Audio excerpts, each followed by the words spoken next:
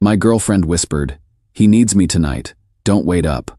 Like I wouldn't notice the pattern. I said, "Okay," pretended to believe her, watching their stories slip out of sync. Hours later, one recorded conversation revealed, "I'm 28, work as a software project manager at a mid-sized tech company. Nothing glamorous. I basically herd cats with computer science degrees and pretend I understand why everything takes twice as long as estimated." My girlfriend Cassidy is 27, works in marketing at the same company, which is how we met 2 years ago during the world's most boring team-building exercise. My best friend Dylan also works with us. He's in sales, one of those naturally charismatic guys who could probably sell snow to Eskimos. We've been tight since college, and honestly, having both my girlfriend and best friend at the same company felt like winning the workplace lottery. Built-in lunch crew, someone to complain to about our boss's weird obsession with synergy, the whole package. But over the past few months, something shifted in a way I couldn't put my finger on. It started small. Cassidy and Dylan became really close really fast. Like, inside jokes I'm not part of close. Oh, you had to be there close. At first, I was actually happy about it. My two favorite people getting along seemed like a good thing, right? Then the group hangout started happening without me. We grabbed drinks after work, Cassidy would mention casually. Dylan was having girl problems, needed to vent. We went to that new brewery downtown, Dylan would say. Cassidy wanted to check it out for her sister's birthday party planning. Always a logical explanation.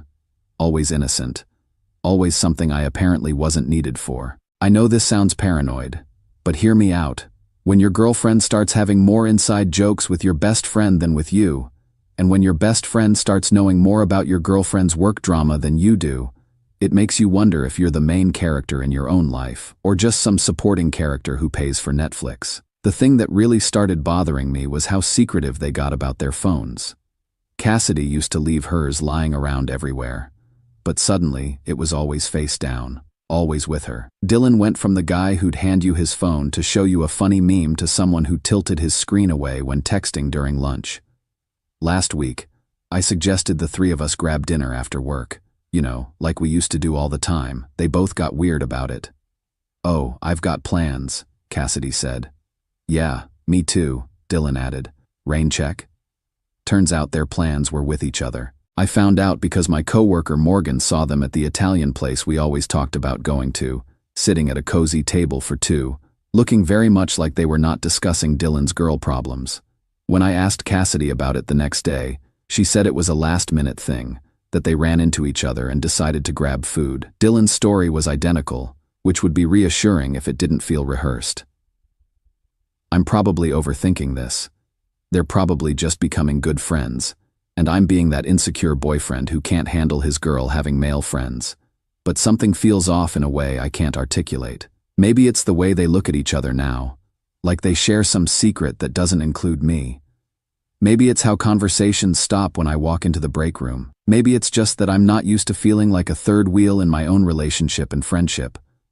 I don't know what I'm asking for here.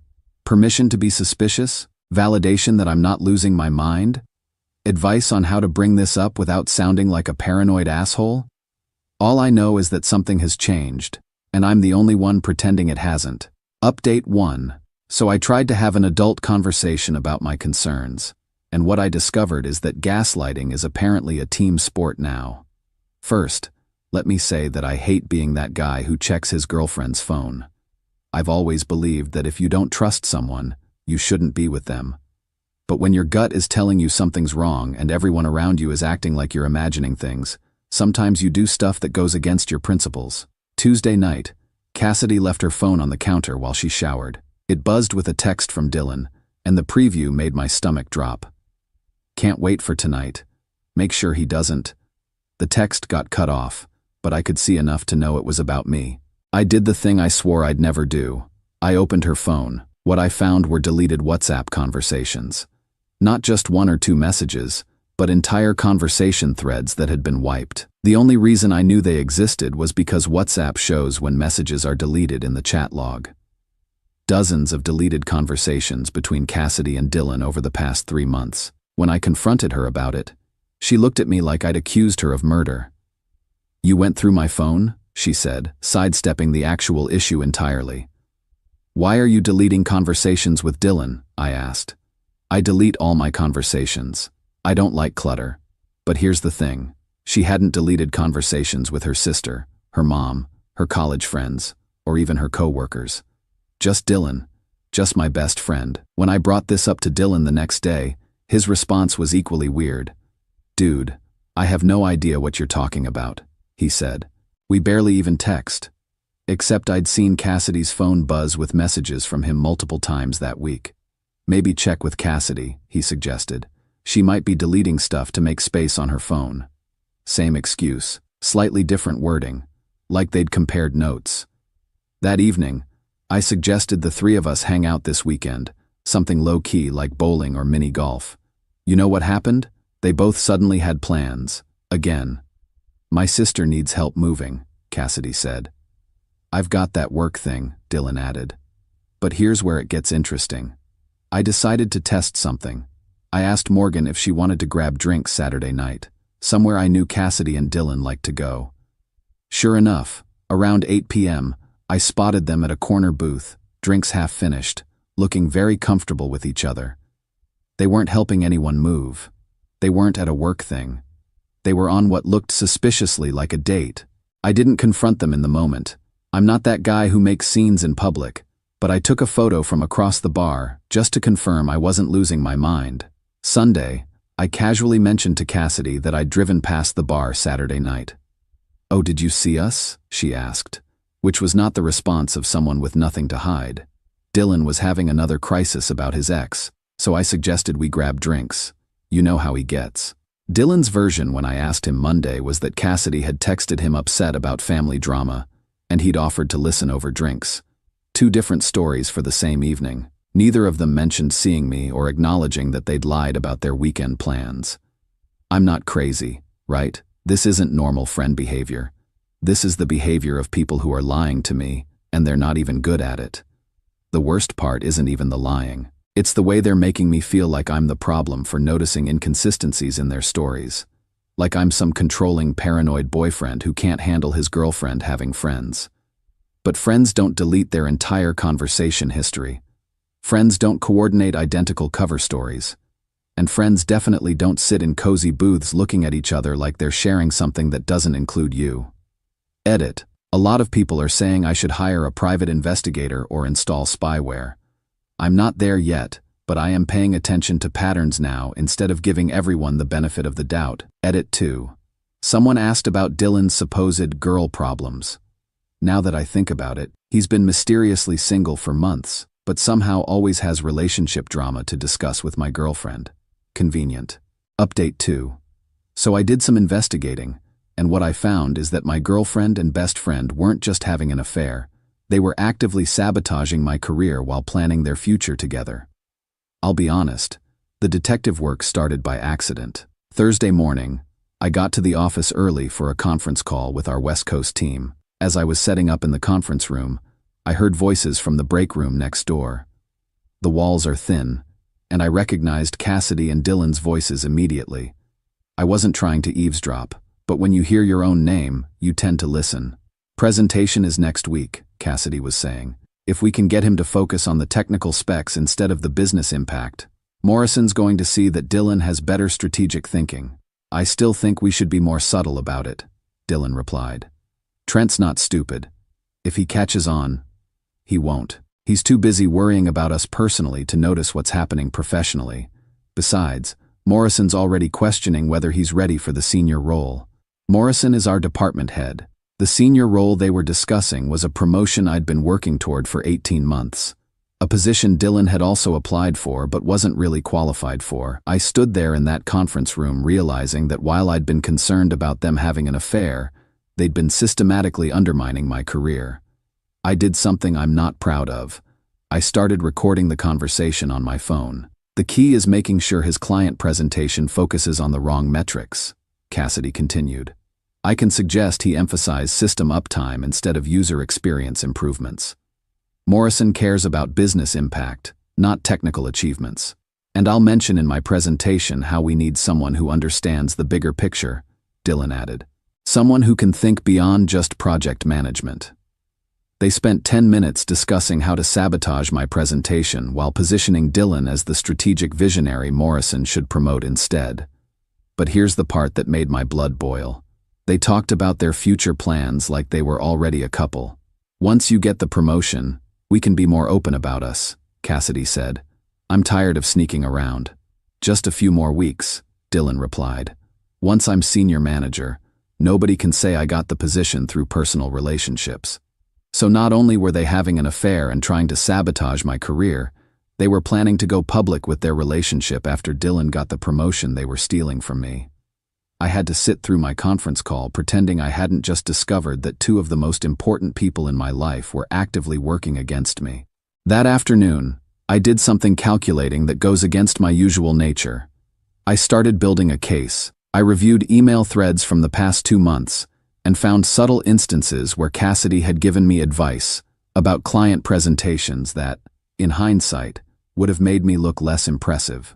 Suggestions to focus on technical details instead of business outcomes. Recommendations to downplay user satisfaction improvements in favor of system metrics that Morrison doesn't prioritize. I also noticed that Dylan had been surprisingly well informed about my project strategies in recent team meetings, information he could only have gotten from Cassidy. Friday morning, I had my presentation to Morrison about the quarterly user experience improvements. Instead of following Cassidy's advice, I focused heavily on business impact, user satisfaction scores, and revenue implications of our technical changes. Dylan's presentation was immediately after mine. He spent 15 minutes talking about strategic vision and big-picture thinking. But when Morrison asked specific questions about implementation and measurable outcomes, Dylan struggled to provide concrete answers. After the presentations, Morrison pulled me aside. "Strong work, Trent. This is exactly the kind of business-focused thinking I want to see from our senior team members." That evening, I got a text from Dylan. "Heard your presentation went well. Maybe we can grab drinks, and you can give me some tips." The audacity was impressive. He'd spent months trying to sabotage my career, and now he wanted advice on how to be better at the job he'd been trying to steal from me. I didn't respond. Instead, I spent the weekend thinking about what to do with the recording and how to handle people I'd trusted who had betrayed me in ways I never could have imagined. The affair was personal. The career sabotage made it professional, and I was done being the nice guy who let people walk all over him. Edit. For those asking why I didn't confront them immediately, I wanted to understand the full scope of what they were doing before making any moves. Turns out that was the right call. Edit 2. Monday morning, Morrison is announcing the promotion decisions. I have a feeling this story is about to get more interesting. Final update. So I handled the whole situation, and the fallout has been swift, satisfying, and exactly what they deserved. Monday morning, Morrison called me into his office before the department meeting. "Trent, I wanted to let you know you're getting the senior project manager position," he said. "Your presentation Friday demonstrated exactly the kind of strategic thinking we need at that level." I thanked him, but then I said something that probably surprised him. "I need to bring something to your attention that affects team dynamics and workplace ethics." I played him the recording from the break room conversation. Morrison's face went through about 5 different expressions as he listened to Cassidy and Dylan discussing how to sabotage my presentation and manipulate the promotion process. When it got to the part about them planning to go public with their relationship after Dylan got my job, Morrison stopped the recording. "This is a serious workplace ethics violation," he said. "Using personal relationships to undermine colleagues and manipulate promotion decisions violates multiple company policies." "I just thought you should know the full context," I said. "I'm not looking for revenge, just transparency." What happened next was better than any revenge I could have planned. Morrison launched an immediate investigation into Dylan's recent project submissions and client interactions. Turns out that when you actually scrutinize someone's work, instead of just listening to their strategic vision speeches, the quality issues become obvious. Dylan had been coasting on charm and taking credit for team achievements, while contributing minimal actual work. The investigation revealed a pattern of overstating his role in successful projects and deflecting responsibility for problems. Cassidy got pulled into the investigation when they discovered she'd been sharing confidential project information to help Dylan prepare for meetings and presentations. She'd also been coaching him on internal strategies and client preferences, information she had access to through her marketing role, but that created an unfair advantage. The confrontation with Dylan was almost anticlimactic. He tried to play it off as friendly competition that got out of hand, but the recording made it clear this was systematic sabotage, not casual rivalry. "Dude, I never meant for it to go this far," he said when HR scheduled a meeting with both of us present. "It started as just wanting to impress Cassidy, and then things got complicated." "You mean it started as you wanting to impress my girlfriend by stealing my job?" He actually looked surprised that I wasn't going to laugh it off and move on like nothing happened. Cassidy tried a different approach. She apologized profusely, claimed she'd been manipulated by Dylan, said she'd made terrible choices but never meant to hurt me. "I love you," she said during our final conversation. This thing with Dylan was just, I don't know, excitement, something different. It didn't mean anything. "If it didn't mean anything," I asked, "why were you planning your future together after he got my promotion?" She didn't have an answer for that. The practical outcomes were satisfying. Dylan got fired for workplace misconduct and violation of ethics policies. Cassidy got a formal reprimand and was transferred to a different department to avoid ongoing conflicts of interest. But the personal outcomes were even better. I kept the promotion I'd earned. My reputation at work is stronger than ever because I handled the situation professionally instead of creating drama. Morrison and the senior team see me as someone who can manage complex situations with integrity. Dylan and Cassidy's relationship imploded almost immediately after they faced consequences. Turns out that when your relationship is built on shared deception and mutual benefit, it falls apart quickly when those benefits disappear. 6 months later, Dylan's working at a smaller company for significantly less money. Cassidy moved back to her hometown after word got around about the workplace ethics violation, and I've learned that gut feelings usually have a logical basis. I just needed to pay attention to the patterns instead of making excuses for people's behavior. The weirdest part is how much better my life got after stopping contact with 2 people I thought were essential to my happiness. I've gotten serious about rock climbing, something I'd always wanted to try but never had time for when I was managing their drama. I'm dating someone from outside work who thinks my promotion story is hilarious and impressive rather than threatening. Most importantly, I learned the difference between being nice and being a pushover. Nice people don't let themselves get taken advantage of indefinitely. They set boundaries, trust their instincts, and don't enable people who are actively working against them. Sometimes the best revenge really is just letting people face the natural consequences of their choices. You don't have to destroy them, just stop protecting them from themselves. Edit. A lot of people are asking if I feel bad about getting them in trouble at work. Honestly? No. They made calculated decisions to sabotage my career while betraying my trust. These weren't mistakes, they were strategies. Edit 2. Dylan tried reaching out a few months ago wanting to clear the air. I didn't respond. Some friendships don't survive that level of betrayal, and that's okay. Edit 3. For anyone dealing with similar situations, document everything, trust your instincts, and remember that people who truly care about you don't scheme behind your back. The right people will choose you consistently, not just when it's convenient for them.